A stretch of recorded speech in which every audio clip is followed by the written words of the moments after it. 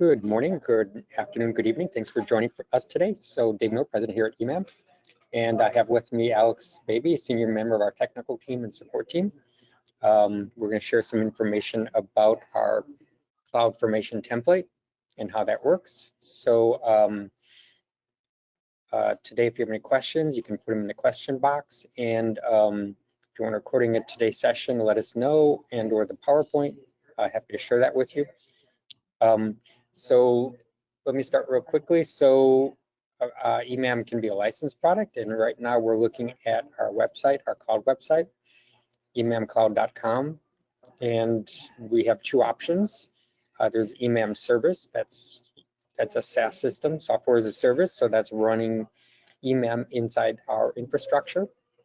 So it's click and go, just like a complete automated process. You just get a login.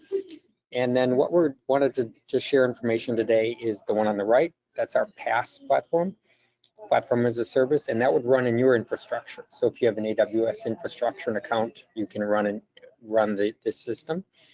And you can order it here, everything else. And then today we want to go over, and Alex is going to present for us how that process goes and how you spin up a system that would run automatically in your AWS account.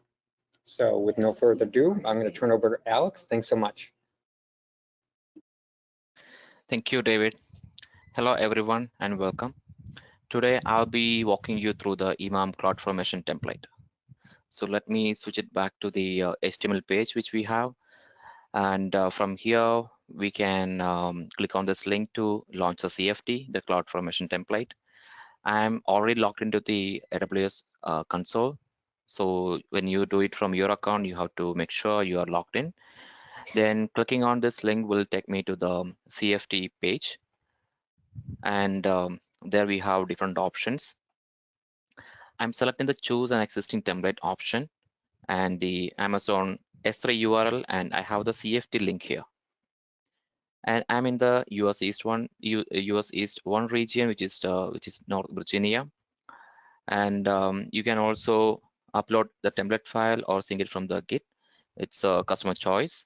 Since we have the direct URL, I'm choosing this one and clicking on the next. Now we have to give a stack name here, then the ingress header, instance type, etc. Let me name it like EMAM demo. And if you, okay, I may have to use the slashes. And for the POC or any demo instances for the ingress header can be public, which is 0.0.0/0. But for a production instance, you have to limit this to your office network or VPN range.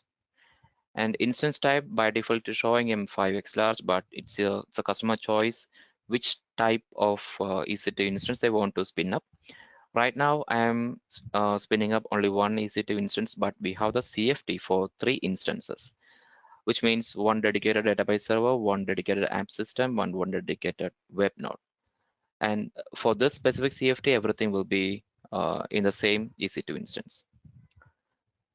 Let me choose M5 to X large. And the key name, the key name is just for the SSH and decrypting the password, etc. I just selected the pre-created key name, and you have to select your subnet ID where you like to spin up the EC2 instance, and the VPC2. So once these are selected, click on next, and all these are optional items like the tags. You can create tags as per your requirement. Some of the companies have their own policies for creating tags, so that can be created here. And the permissions that are optional, you can set up an IAM role from here if needed. Otherwise, it will take the permissions from the account which we are logged in. And there are options like the failure options, roll back all the stacks resources when there is a failure.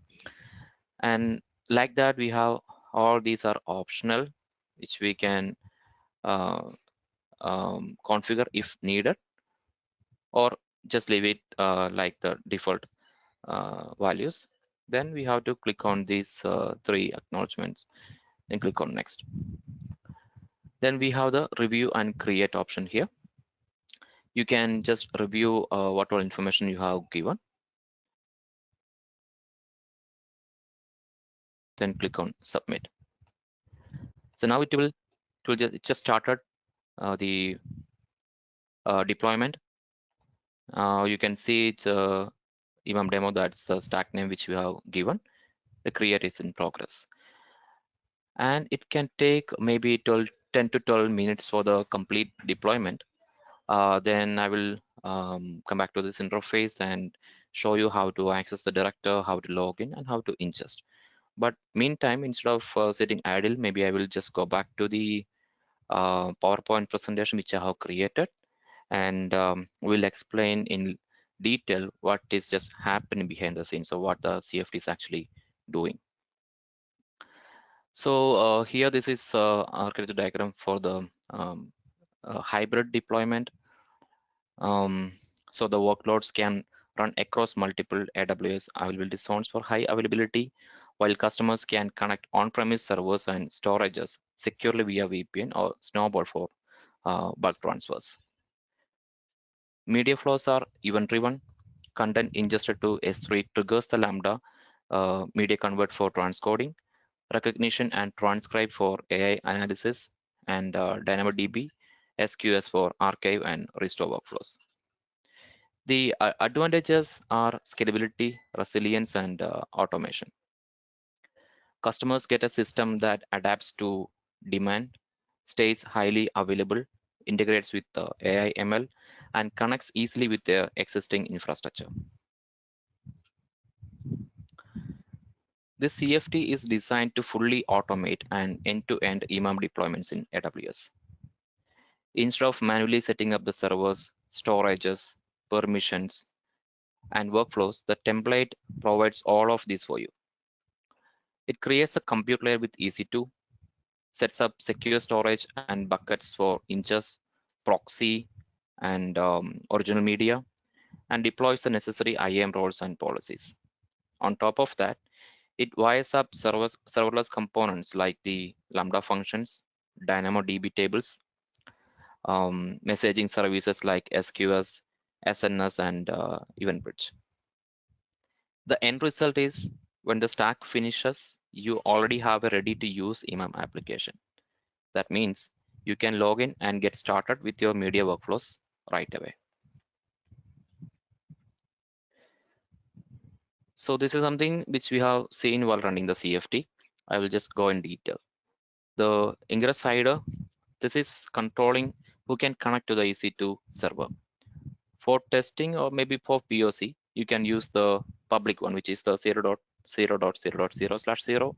But in production, you have to make sure we are restricting the traffic from the office network or from the VPN range. The VPC ID and subnet ID, you can choose exactly where inside your AWS network the system is deployed. Because in a production environment, the customers will be having different VPCs for different products. And the key pair that should be pre-created, and this we should select during the deployment. And this will help us to SSH to the instances or decrypt the administrator password when we want to remote into the servers. Instance type, you can size the server according to your workload. The default is M5X large, which we have already seen, but you can there are other families like C5, T3, or R5, and you can select that suit different your requirement. Here is what is actually gets created in the background.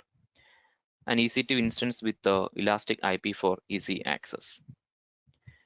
A security group that allows inbound access on port 80 or 443, 8080 or 8443, and outbound to the internet for AWS services.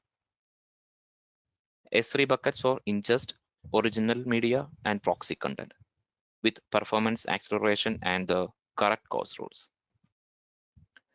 Then DynamoDB tables for Lambda functions to track jobs and delivery state.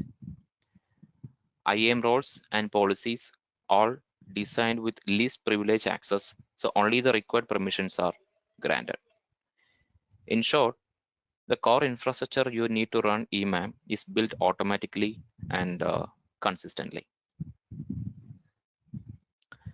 In addition to the infrastructure, the CFT deploys three key serverless applications via the AWS Serverless Application Repository, or SAR. The Lambda transcoder, which manages transcoding workflows and job status. The Cloud Archive, which manages archive workflows, including archive into Glacier, deep archive, Glacier, flexible retrieval, or instant retrieval, and of course the restore handling too. The Cloud Delivery application, which handles delivery workflows to external location or to end users. So it can be S3 delivery um, or the FTP delivery, whatever. To connect everything together, the template setup, messaging, and events too. There are two SQS queues, one for the archive jobs and the other one for the delivery jobs. Each of these feeds into the respective Lambda functions, which means each of these connected to the respective Lambda functions. There are SNS topics for transcoder events and AI pipeline events. And these are event bridge rules that listen for job status change from media convert and transcribe. For example, when a transcode job completes, an event bridge event fires and that triggers the right Lambda function. This event-driven architecture ensures everything is automated and responsive.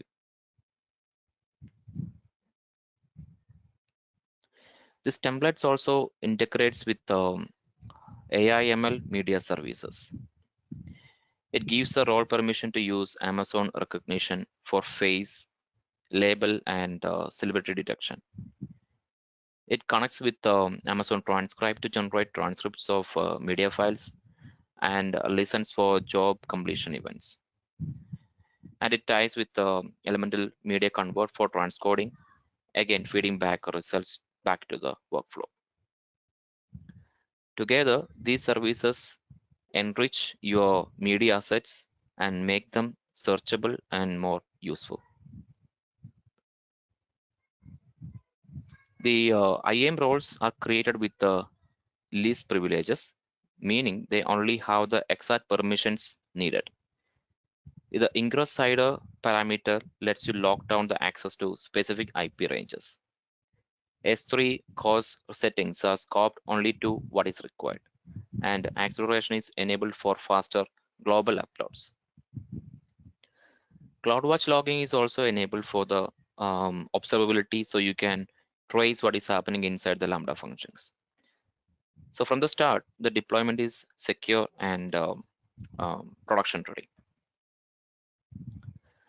So now we know the stack is running behind the scenes, and once it's complete, the output section of the CloudFormation gives you three things.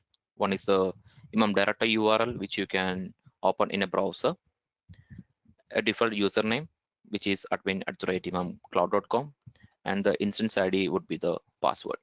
So with this outputs, you can log in and start using the system right away. So why we use CFT? What are the advantages? I think it's really clear when what we are seeing. It takes you from zero to ready in a single click, or maybe a few clicks, removing all the manual provisioning. It speeds up proof of concepts, new installations, and migrations. You can start ingesting and testing in minutes instead of days.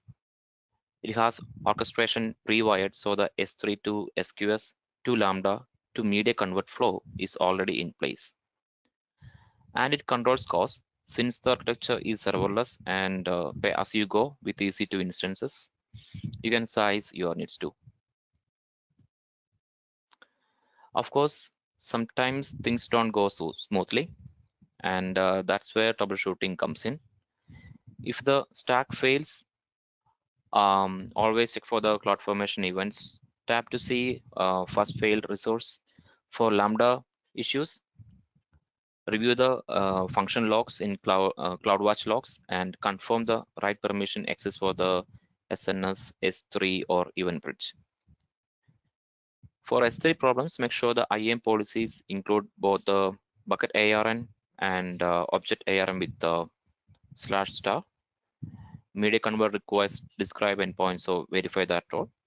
And if you cannot log into director, confirm the EC2 instance is running and the security group allows access from your IP address.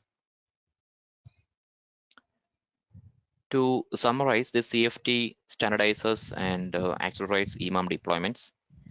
It provisions compute, storage, and serverless workflows and eventing automatically. It allows teams to focus on the media workflows instead of infrastructure plumbing, and it provides a secure, scalable, and repeatable foundation that works for POCs all the way to production. So I think that's the power of the EMAM cloud formation template. Thank you for your time. I hope I gave a clear picture of how the CFT works and the benefit it provides. Maybe just before the Q&A, I can switch back to the stack and see what's the status there. Okay, it's completed, and yeah, I can see the EMAM director URL. I can try to open it. And just before logging into director, we have to make sure we are running the license request. And for that, we have to access a different URL. But just before that, we have to make sure we have the EC2 instance is up and running. Maybe for that, I just need to go back to the EC2 instance and make sure it's initialized completely. If that's not the case, we may have to wait a few more minutes to completely initialize it. Okay, it's running state.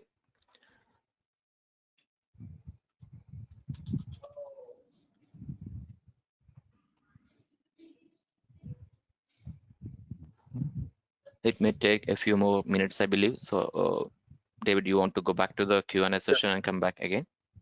Great. Yeah, if you have any questions, please put them in the chat. A few quick questions. So how is this different than the other products? This is similar. There's two options on emamcloud.com you can reach out to, and one is for basically like our publish package for sharing media with 10 users. And then that would bill hourly or on a term basis. And the second would be the, excuse me, like the workgroup package, which allows you to have the EMAM panels, everything else in a production asset management standpoint. Next question is help. So if we lost you some along the way, don't take it personal. Like, you can reach out to us, or our partners are on our website, emamsolutions.com, and we have our partners listed there. And then you can reach out to us directly at emamsupport.com and emamimplementation.com. Oh, I'm sorry. Try that again. Support at emamsolutions.com or implementation at emamsolutions.com. Question on customization configuration. Well, this is a simplified version of EMAM. If you go to EMAM Solutions, we have a full range of license and subscription options, but this is a simplified, so the configuration is baked here in the process. But if you need a lot of customization, everything else, and you want a hybrid solution, you can look at emamsolutions.com for that. I think that's most of the questions. Okay, so maybe I will just explain the licensing part very quickly. You will be getting the license from the EMAM sales team, and you have to enter the license here, and you can enter the server location here. And if needed, you can change the server name and click on update license. It should update the license, and it should give back the director URL and the credentials that you can use to log into the system.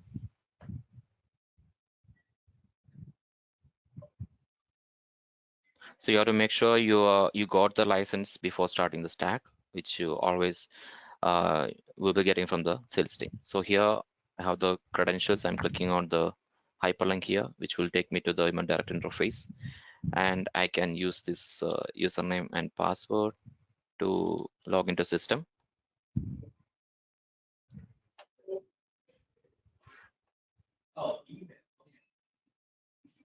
Okay, it's loading. Now maybe we will try to ingest a small file and make sure the functionality is the ingest functionality is good.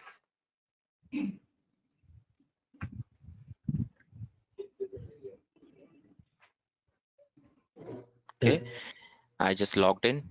No assets right now, but let me drag and drop an assets and see.